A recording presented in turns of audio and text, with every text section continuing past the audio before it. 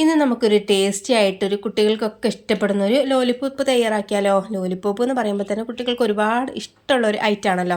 അപ്പോൾ അത് മുട്ട വെച്ചിട്ടാണ് നമ്മളിന്ന് തയ്യാറാക്കിയിരിക്കുന്നത്. അപ്പോൾ വീഡിയോ സ്കിപ്പ് ചെയ്യാതെ മൊത്തത്തിൽ കണ്ടു നോക്കൂട്ടോ. നല്ല ടേസ്റ്റി ആയിട്ട് പെർഫെക്റ്റ് ആയിട്ട് എങ്ങനെ നമുക്ക് വീട്ടിൽ തന്നെ ലോലിപോപ്പ് തയ്യാറാക്കാമെന്നുള്ളത് കാണിച്ചിരിക്കുന്നത്. അപ്പോൾ വീഡിയോയിലേക്ക് കിടക്കുന്നതിന് മുമ്പ് തന്നെ ലൈക്ക് ചെയ്യാത്തവരാണെങ്കിൽ ഇപ്പോൾ തന്നെ ഒന്ന് ലൈക്ക് ചെയ്തോളൂ കേട്ടോ. സബ്സ്ക്രൈബ് ചെയ്യാത്തവരൊന്ന് സബ്സ്ക്രൈബ് ചെയ്ത് സപ്പോർട്ടും ചെയ്യണേ. അപ്പോൾ നമുക്ക് പെട്ടെന്ന് തന്നെ വീഡിയോയിലേക്ക് കടന്നാലോ. അതിന് വേണ്ടിയിട്ട് ഞാനിതാ 2 കോഴിമുട്ട പുഴുങ്ങി വെച്ചിട്ടുണ്ട്. ഇനി നമുക്കിതൊന്ന് ഗ്രേറ്റ് ചെയ്തെടുക്കണം. അതിന് വേണ്ടിയിട്ട് ഞാനിതാ ഗ്രേറ്റ് ചെയ്തെടുക്കുകയാണ് ചെയ്യുന്നത് കേട്ടോ. അപ്പോൾ നമ്മൾ എത്ര ക്വാണ്ടിറ്റിയിൽ എടുക്കുന്നത് അനുസരിച്ചിട്ട് മുട്ട ചേർത്ത് കൊടുക്കാം. അപ്പോൾ ഒരുപാട് ചേർത്ത് കൊടുക്കുന്നില്ല, ഒരുപാട് കൂടുതൽ തയ്യാറാക്കുന്നില്ല കേട്ടോ. അതുകൊണ്ടാണ് ഇതുപോലെ ഒന്നങ്ങ് ഗ്രേറ്റ് ചെയ്തെടുക്കുകയാണ് ചെയ്യുന്നത്. ഇതിന് പകരം നിങ്ങൾക്ക് വേണമെങ്കിൽ കത്തി കൊണ്ട് ചെറുതായിട്ട് പീസുകളാക്കിയിട്ട് എടുത്താലും മതി, ചെറിയ പീസുകളാക്കി കട്ട് ചെയ്തെടുത്താലും മതിയാവും. അപ്പോൾ അതിലേതെങ്കിലും ഒന്നങ്ങ് ചെയ്തെടുക്കുന്നത് നന്നായിരിക്കും. അപ്പോൾ ഞാനിത് മൊത്തത്തിൽ ഇതുപോലെ ഒന്ന് ഗ്രേറ്റ് ചെയ്തെടുത്തിട്ടുണ്ട്. ഇത്രയും ചെറുതാവണമെന്ന് നിർബന്ധമുള്ള കാര്യമൊന്നുമല്ല കേട്ടോ. അപ്പോൾ നമുക്കിതൊന്നെങ്കിൽ കുഴച്ചെടുക്കുന്ന സമയത്ത് സെറ്റായിട്ട് കിട്ടുകയും ചെയ്തോളും. അപ്പോൾ ഇത് നല്ല രീതിയിലൊന്നെങ്കിൽ ഗ്രേറ്റ് ചെയ്തെടുത്തിട്ടുണ്ട്. ഇനി ഒരു മീഡിയം സൈസുള്ള സവാള എടുത്തിട്ട് ഇതുപോലെ ചെറുതായിട്ട് പൊടിയായിട്ടൊന്നങ്ങ് അരിഞ്ഞെടുത്തിട്ടുണ്ട്. ഇനി അതിലേക്ക് 2 പച്ചമുളക് എടുത്തിട്ട് അതും ചെറുതായിട്ട് കട്ട് ചെയ്തിട്ട് ചേർത്ത് കൊടുക്കുന്നുണ്ട്. എരിവൊക്കെ നിങ്ങൾക്ക് കൂടുതൽ വേണമെന്നുണ്ടെങ്കിൽ അതിനനുസരിച്ച് പച്ചമുളക് ചേർത്ത് കൊടുക്കാവുന്നതേ ഉള്ളൂ. പിന്നെ ഒരു ചെറിയൊരു കഷ്ണം ഇഞ്ചി എടുത്തിട്ട് ചെറുതായിട്ട് കട്ട് ചെയ്തിട്ട് ഇട്ട് കൊടുത്തിട്ടുണ്ട്. ഇനി അതുപോലെ തന്നെ കുറച്ച് മല്ലിയില കട്ട് ചെയ്തിട്ട് കൂടി ചേർത്ത് കൊടുക്കുന്നുണ്ട് കേട്ടോ. ഇതിന് പകരം നിങ്ങൾക്ക് വേണമെങ്കിൽ കറിവേപ്പില ചെറുതായിട്ട് കട്ട് ചെയ്തിട്ട് അതും ചേർത്ത് കൊടുക്കാവുന്നതേ ഉള്ളൂ. പിന്നെ അതിലേക്ക് 2 ടേബിൾ സ്പൂൺ കടലപ്പൊടി ഇട്ട് കൊടുത്തിട്ടുണ്ട്. പിന്നെ അതുപോലെ തന്നെ 2 ടേബിൾ സ്പൂൺ മൈദപ്പൊടി കൂടി ഇട്ട് കൊടുക്കാം കേട്ടോ.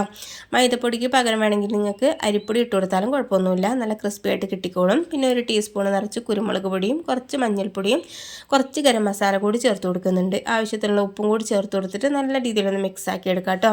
സ്പൂൺ വെച്ചിട്ട് തന്നെ നമുക്കിതുപോലെ ഒന്ന് മിക്സ് ആക്കി എടുത്താൽ മതി. അപ്പോൾ മുട്ടയുടെ ഈ ഒരു ഫില്ലിങ് കറക്റ്റായിട്ട് എല്ലാ ഭാഗത്തേക്കും മസാലപ്പൊടികളും ഉപ്പും എല്ലാം നല്ല രീതിയിൽ ഒന്ന് എത്തി കിട്ടിക്കോളും. അപ്പോൾ അതുപോലെ ഒന്ന് മിക്സ് ആക്കി എടുക്കുന്നുണ്ട്.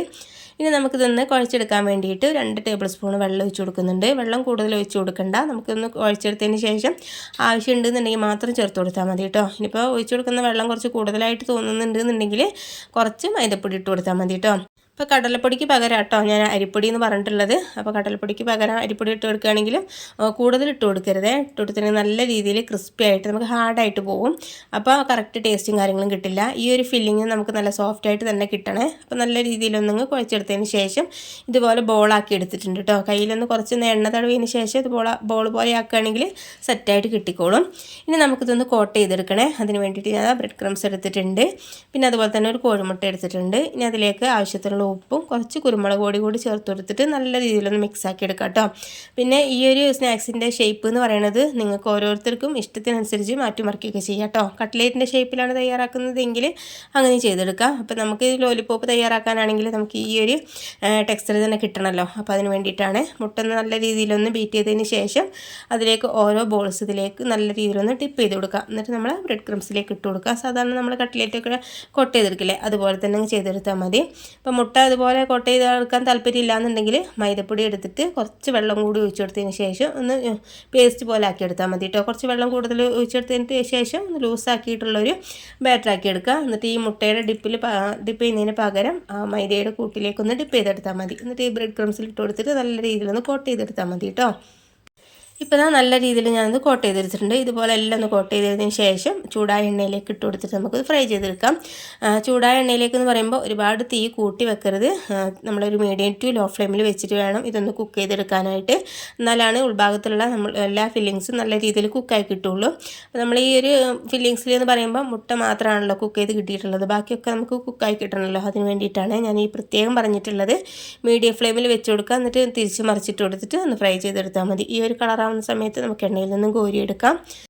അപ്പോൾ ഈ ഒരു സ്നാക്സിൻ്റെ ടെക്സ്ചർ എന്ന് പറയുന്നത് പുറംഭാഗം നല്ല ക്രിസ്പി ആയിരിക്കും, ഉൾഭാഗം നല്ല രീതിയിൽ സോഫ്റ്റ് ആയിട്ട് കിട്ടുകയും ചെയ്തോളും.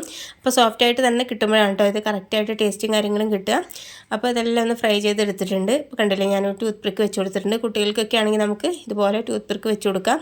ഇത് സോസിൻ്റെ കൂടെ ഡിപ്പ് ചെയ്തിട്ട് കഴിക്കാനായിട്ട് നല്ല ടേസ്റ്റി ആയിട്ടുള്ളൊരു സംഭവം തന്നെയാണ് കേട്ടോ. അപ്പോൾ ഇത്രയേ ഉള്ളൂ കേട്ടോ. നിങ്ങൾക്ക് വൈകുന്നേരം സമയത്തൊക്കെ പെട്ടെന്ന് തയ്യാറാക്കാൻ പറ്റുന്ന ഒരു അടിപൊളിയായിട്ടുള്ള ഒരു ഈവനിങ് റെസിപ്പി തന്നെയാണിത്. അപ്പോൾ വീഡിയോ നിങ്ങൾക്ക് ഇഷ്ടപ്പെട്ടിട്ടുണ്ടെന്നുണ്ടെങ്കിൽ ലൈക്ക് ചെയ്യാനും ഫാമിലി ഫ്രണ്ട്സിനൊന്ന് ഷെയർ ചെയ്യാനും പിന്നെ ഒന്ന് ട്രൈ ചെയ്ത് നോക്കുന്ന സമയത്തൊന്ന് ഫീഡ്ബാക്ക് അറിയിക്കാനും മറക്കരുത്. അപ്പോൾ നമുക്കിനി ഒരു പുതിയൊരു വീഡിയോ ആയിട്ട് വീണ്ടും കാണാം. Okay, thank